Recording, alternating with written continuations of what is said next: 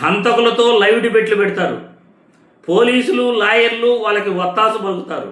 జగన్మోహన్ రెడ్డిపై నిందలేస్తారు. మేము ఇలా చంపాము, అలా చంపాము అని చెబుతున్న హంతకుల్ని లైవ్ డిబేట్లో కూర్చొని పెట్టి జగన్మోహన్ రెడ్డిని తిట్టిస్తూ సమాజానికి మీరు ఏం సందేశం ఇవ్వాలనుకుంటున్నారు? ఈ వీడియో ద్వారా నేను ప్రశ్నిస్తున్న ఎల్లో మీడియా బ్యాచ్ని, ఏబిఎన్ రాధాకృష్ణను ప్రశ్నిస్తున్నా, చంద్రబాబు గారిని ప్రశ్నిస్తున్నా. ఏపీ ముఖ్యమంత్రిగా మీ అనుకూల మీడియా ఛానల్లో హంతకుల్ని లైవ్ డిబేట్లో కూర్చొని పెట్టి జగన్మోహన్ రెడ్డిని తిట్టించడానికి మీరు సమాజానికి ఏం సందేశం ఇస్తున్నారు?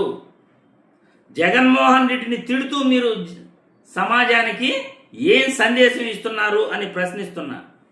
నెటిజన్లు ట్రోల్స్ చేస్తున్నారు మిమ్మల్ని.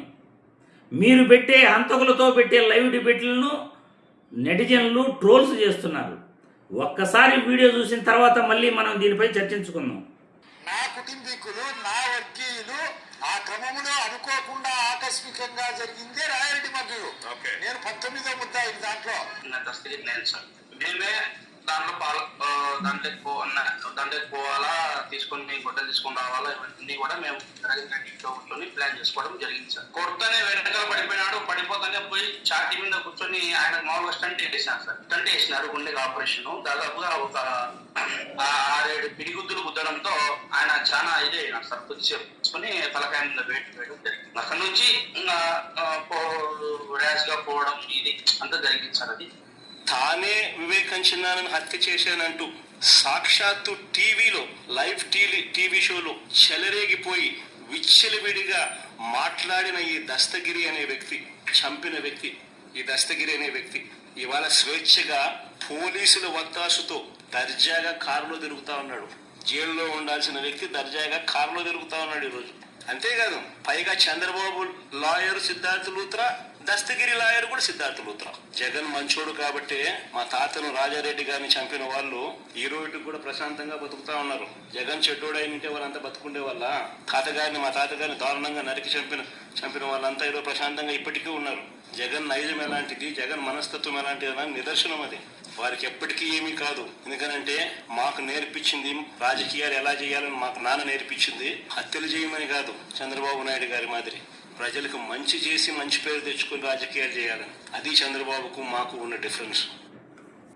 చూశారు కదా, ఒకరేమో వైఎస్ రాజారెడ్డిని చంపిన హంతకుడు, మరొకరేమో వైఎస్ వివేకానంద రెడ్డిని చంపిన హంతకుడు. ఎలా చంపారో కూడా చెబుతున్నారు. చంపిన హంతకులు జైల్లో ఉండాల్సిన వాళ్ళు లైవ్ డిబేట్లో కూర్చొని మాట్లాడుతున్నారు. లైవ్ డిబేట్లో అలా చంపాను, ఇలా చంపాను అని చెబుతుంటే వేడుకు చూస్తున్నారు డిబేట్లు పెట్టి ఏబిఎన్ రాధాకృష్ణ ఇలా పైచాచిక ఆనందాన్ని పొందుతూ జగన్మోహన్ రెడ్డిని తిట్టించే ప్రయత్నం చేస్తున్నాడు. జగన్మోహన్ రెడ్డి నిన్న ప్రెస్ మీట్ పెట్టి తన వ్యక్తిత్వం ఎలాంటిదో, ఎవరిది గొడ్డల పార్టీయో, ఎవరివి హత్య రాజకీయాలు, ఎవరు ఏం చేస్తున్నారో, హంతకుల్ని ప్రోత్సహిస్తున్నది ఎవరో, హంతకుల్ని తమ లాయర్ని పెట్టుకుని, తమ సొంత లాయర్ని పెట్టుకుని హంతకులకి ఎవరు అండదండలు ఉన్నాయో జగన్మోహన్ రెడ్డి నిన్న చెప్పే ప్రయత్నం చేశాడు. క్లియర్గా చెప్పాడు. మీ అందరికీ కూడా వీడియో చూపించాను. హంతకులతో లైవ్ డిబేట్లు పెడుతున్న ఈ నీచ ఎల్లో మీడియా చరిత్ర ఏంటో కూడా మీరే అర్థం చేసుకోవాలి. మీరే మీ అభిప్రాయాలను కామెంట్ల రూపంలో పెట్టాలి.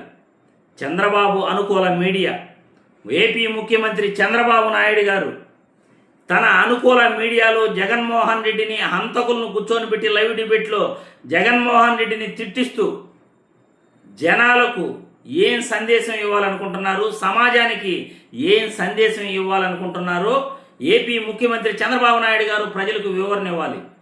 తమ లాయర్ సిద్ధార్థ లూత్రాతో హంతకులు ఇద్దరినీ కూడా కాపాడుతున్నారు. ఈరోజు వివేకానంద రెడ్డిని చంపిన హంతకుడిని, వైఎస్ రాజారెడ్డిని చంపిన హంతకుడిని కూడా జైల్లో ఉండాల్సిన వాళ్ళను బయట తీసుకొచ్చి వాళ్ళు కారులో ఎంచక్కా ఎంజాయ్ చేస్తూ తిరుగుతూ లైవ్ డిబేట్లలో పాల్గొంటూ జగన్మోహన్ రెడ్డిపై నిందలేస్తున్నారంటే చంపిన వాళ్ళు ఎంత దుర్మార్గంగా మాట్లాడుతున్నారో, వాళ్ళ చేత వీళ్ళు ఎంత దుర్మార్గంగా మాట్లాడిస్తున్నారో, సమాజానికి వీళ్ళు ఏం సందేశం ఇవ్వాలనుకుంటున్నారో ఏపీ ముఖ్యమంత్రి చంద్రబాబు నాయుడు గారు సమాధానం చెప్పాలి ఈరోజు జగన్మోహన్ రెడ్డిపై వేసే నిందలను.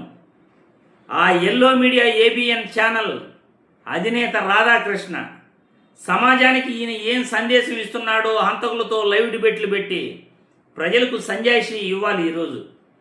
చీచి, ఇటువంటి నీచ రాజకీయాన్ని ఏ రాష్ట్రంలో కూడా చూసున్నాం, ఏ దేశంలో కూడా చూసున్నాం.